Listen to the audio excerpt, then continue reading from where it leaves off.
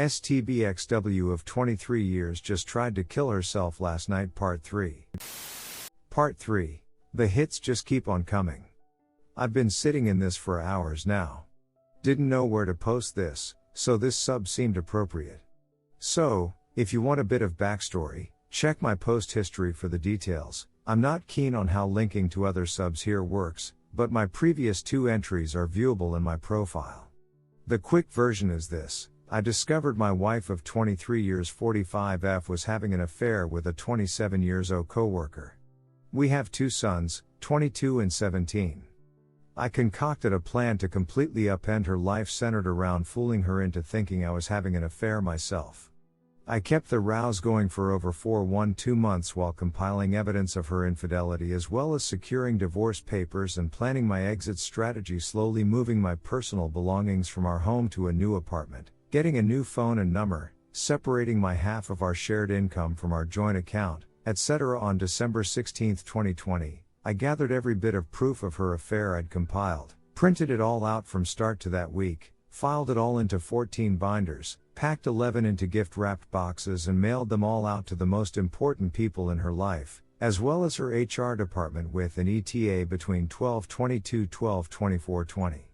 On Christmas Eve, while she slept, I took one of the remaining 3 binders and did the same, only this one I taped the divorce notice to the inside cover, and left it on my side of the bed, which mind you she'd had her lover in a number of times along with my old phone and my lawyer's business card, and shadow ghosted her. Over the next 4 days her life completely imploded. Her family pretty much excommunicated her.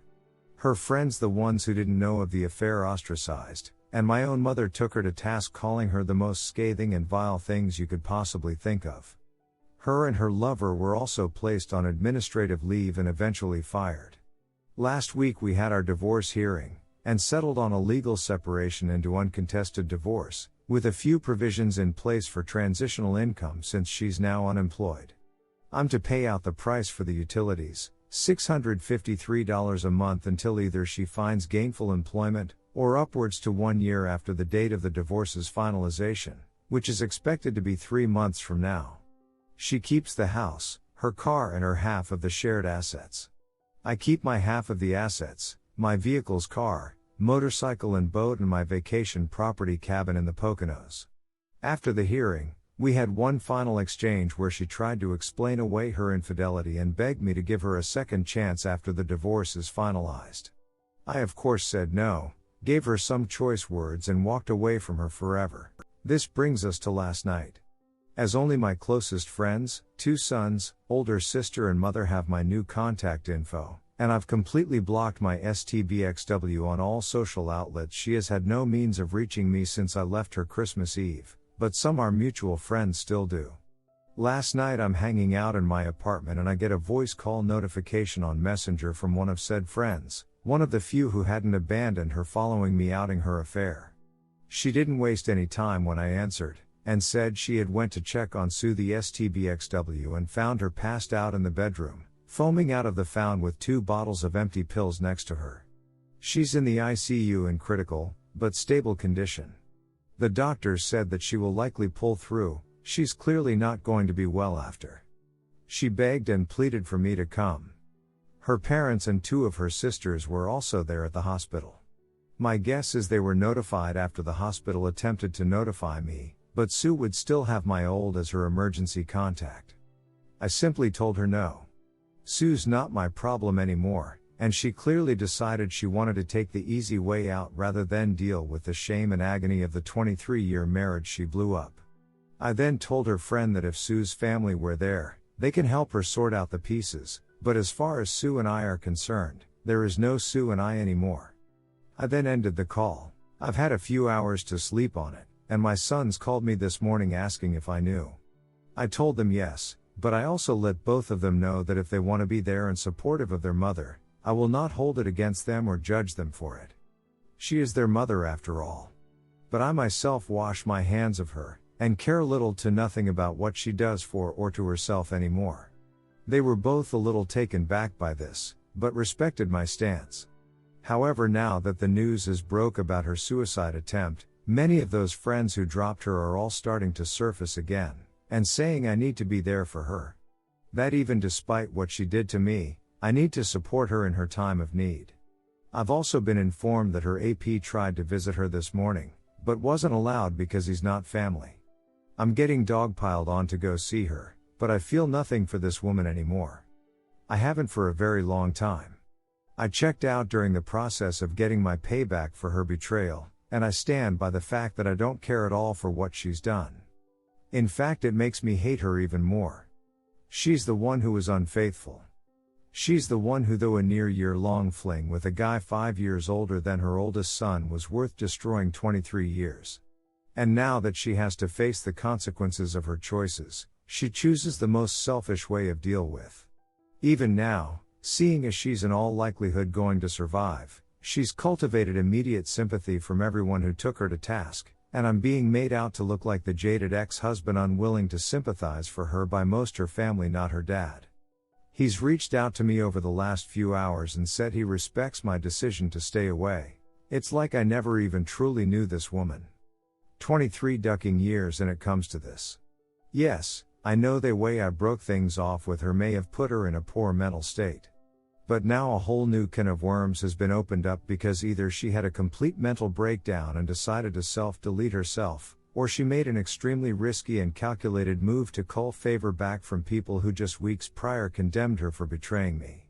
She cheated on me, and now she's the ducking victim? Sorry if this comes off as randish, but I'm here trying to wrap my brain around this. I want to be perfectly clear, I am not going to visit Sue. She waived her right to me caring about her well-being the day she let PS, my personal nickname for her lover, put his DCK inside her. This might come off as heartless, because despite the cool, calm, collected way I've been throughout my who ordeal, my feelings are still very much raw, but I don't give a duck about this woman. Haven't for a very long time. I'm aware I'm going to be vilified by a number of folk here. I don't much give a s it. Think of me however you want. If you were in my shoes you'd see her actions vastly different. Some of you folks are going to go look up my post history and see the story of what I did to her. And you're going to draw the conclusion that her suicide attempt was my fault. That me tormenting her for all of those months, fooling her into thinking I was cheating on her while she actively cheated on me, then destroying her socially and professionally as result was the catalyst for her meltdown. Maybe it was. Maybe I am heartless sociopath. But as Arthur Fleck so famously said, you get what you ducking deserve. I gave this woman half of my life and did absolutely everything to be the best possible husband she could ever have. By her own admission, I had no bearing in her decision to step outside of our marriage. She did it for her.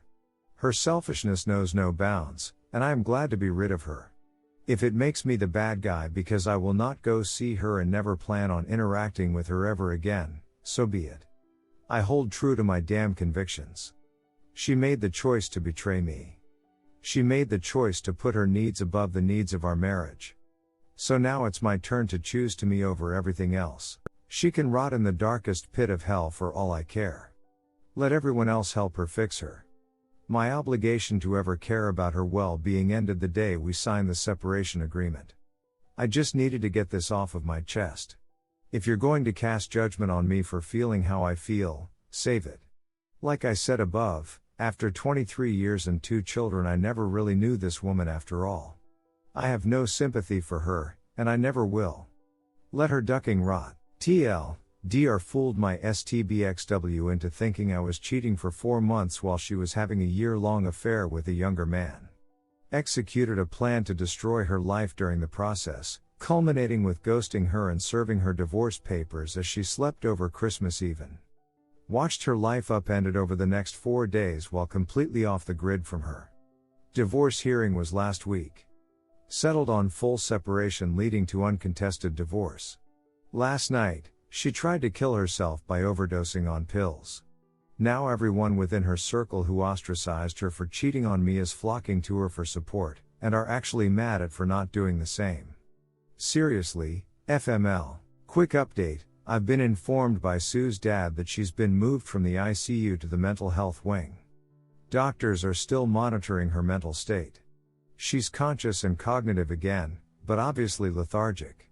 Her father told me she asked did I come to see her, and he said no and she shut down after. He respectfully said any further news he'll share only if I inquire, because he understands the headspace I'm in.